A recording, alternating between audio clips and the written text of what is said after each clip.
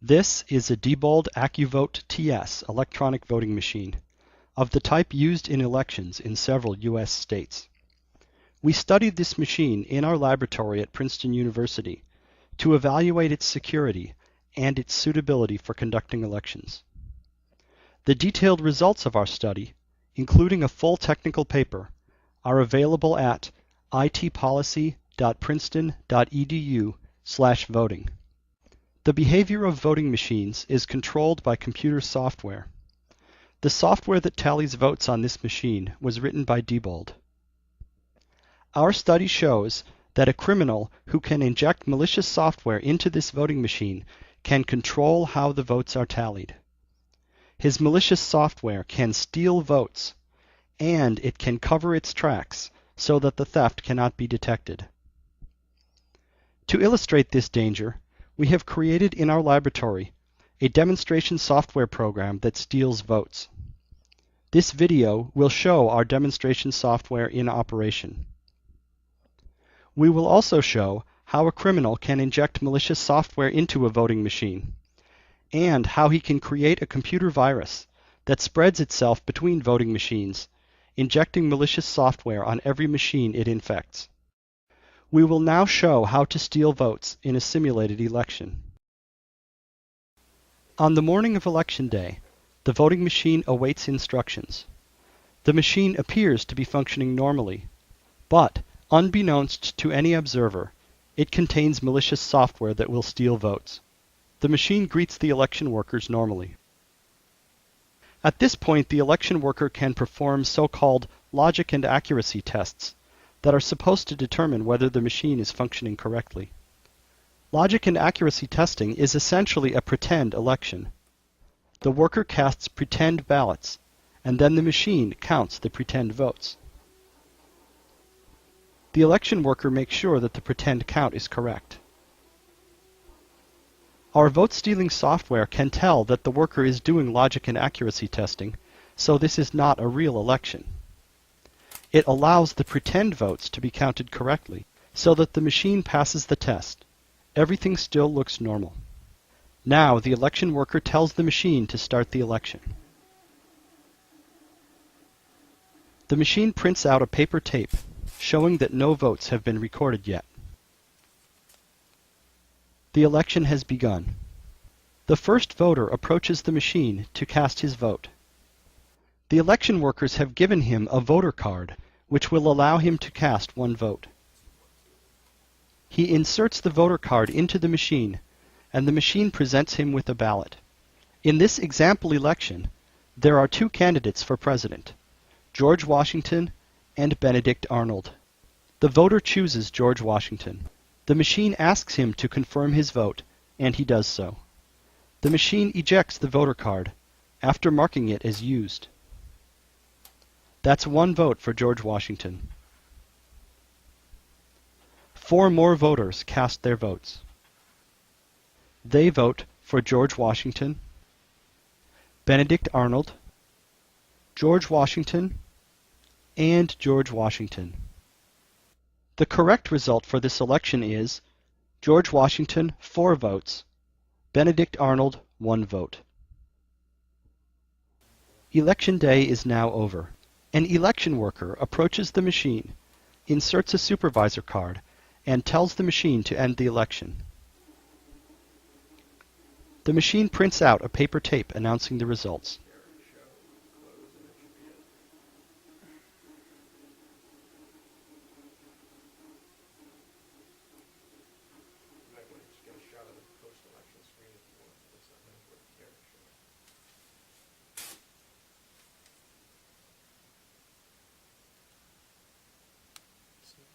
The tape shows that Benedict Arnold won the election, 3 votes to 2.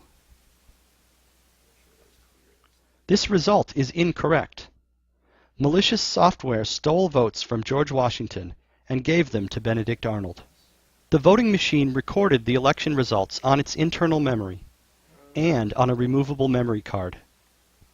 A poll worker opens the side of the machine and removes the memory card. The memory card, when examined by technicians, also shows that Benedict Arnold won the election, 3 votes to 2. Every record kept by the voting machine shows the same fraudulent result. Arnold 3, Washington 2. How did this happen? The voting machine was running Diebold's election software, but it was also silently running our demonstration vote-stealing software. And our software was able to steal votes without being detected. When the election ends, the vote-stealing software can delete itself from the voting machine. No evidence remains that the machine was ever hijacked. No evidence remains that any votes were stolen. As far as anyone can tell, the election was conducted fairly.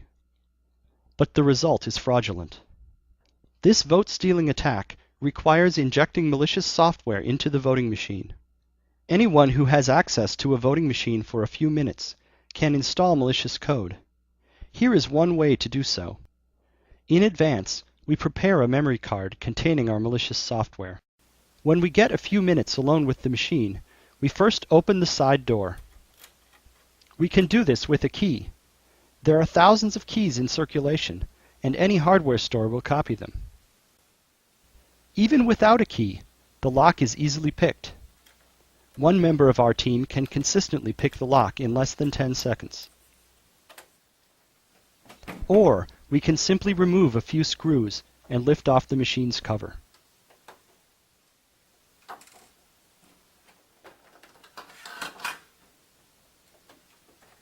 Next, we remove any memory card that is already in the machine and insert our prepared memory card.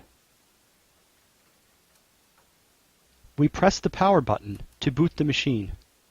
When the machine boots, it will automatically install our malicious software for us. The machine makes a musical noise when it boots, but we can suppress this noise by inserting headphones into the machine. We remove our memory card, replace any card that was there before, and close the door. Our malicious code is now installed on the machine. The total elapsed time is less than 1 minute. Due to design flaws in the Diebold AccuVote TS voting machine, it is possible to construct a computer virus that infects these machines and spreads automatically from one machine to many others. To illustrate this, we have constructed a demonstration virus in our lab. The machines use removable memory cards to distribute software updates and store the results of elections. The memory cards function similarly to floppy disks or thumb drives on ordinary PCs. Memory cards act as carriers for the virus. When a memory card is inserted into an infected machine, the machine copies the virus onto that memory card. If the memory card is removed and later put into another machine, the virus spreads from the memory card to the new machine. In this way, the virus can spread from one infected machine to an entire population of machines. The virus can carry with it a malicious payload program that is installed on every infected machine. For example, our demonstration virus carries our vote-stealing software, so that every machine that catches the virus will steal votes. A criminal could use this kind of virus to install malicious software on many voting machines, even if he has access to only a few machines, or even only one. By planting a virus far enough in advance, he can ensure that a significant number of machines will steal votes on election day. These problems, taken together, pose a very serious threat to the security of the elections conducted on Diebold AccuVote TS voting machines. We urge public officials to address these issues promptly. More details, including a full technical paper containing a more complete security analysis and a discussion of mitigation strategies, can be found on our website at itpolicy.princeton.edu/voting.